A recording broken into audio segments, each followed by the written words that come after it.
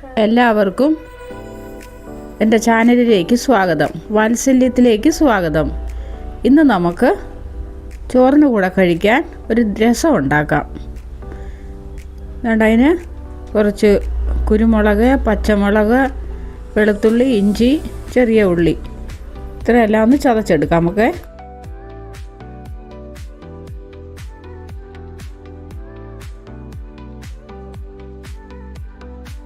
ഉള്ളി,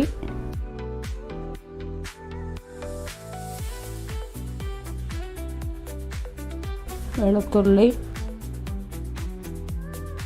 പച്ചമുളക് ഇത്രയായിട്ട് നമുക്കൊന്ന് ചതച്ചെടുക്കാം.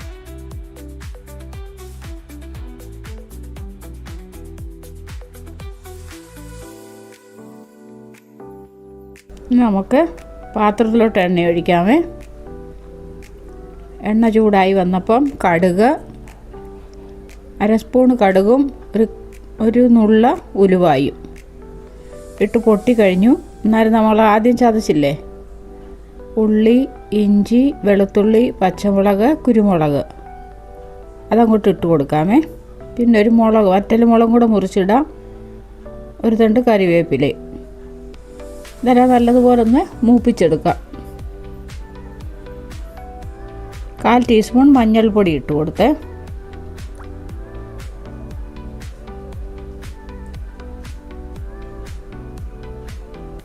ഇനി നമ്മൾ ഇച്ചിരി ഉപ്പിട്ടു.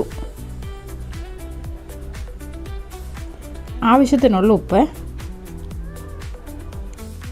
അര സ്പൂണ് ചുവന്ന മുളക് പൊടി, 1/4 ടീസ്പൂൺ ഉലുവാപ്പൊടി, അര ടീസ്പൂൺ കായപ്പൊടി ഇത്ര ഇട്ടൊന്ന് മൂപ്പിച്ച് ഇനി നമ്മൾ വെള്ളത്തിൽ കുതിർത്ത് വെച്ച പുളി വെള്ളം ഒഴിക്കാം. പുളി വെള്ളം ഒഴിച്ചിട്ട് എല്ലാം കൂടെ ഒന്ന് ഇളക്കാം. ഇനി നമുക്ക് വെള്ളം ഇച്ചിരി കൂടെ ഒഴിക്കാം.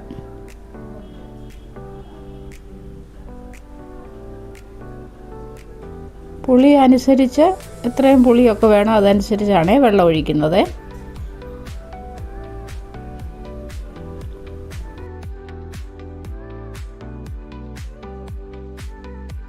ഇച്ചിരി ഉപ്പ് കുറവാണേ, അതുകൂടി ഇച്ചിരി ഉപ്പ് കൂടെ ഇട്ട്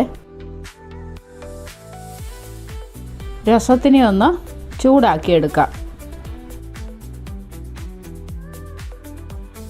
ഇപ്പോൾ ഇതുപോലെ പതഞ്ഞ് വന്നപ്പോൾ തീ അങ്ങ് ഓഫ് ചെയ്യാം. രസം തിളയ്ക്കത്തില്ല,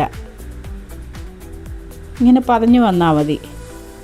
ഇപ്പോൾ നമ്മൾ സ്റ്റീലിൻ്റെ പാത്രത്തിലല്ലേ ഉണ്ടാക്കിയത്, അതിനകത്ത് പുളിവെള്ളം ഒഴിച്ച് വെക്കുന്നതും നമുക്ക് കേടാം.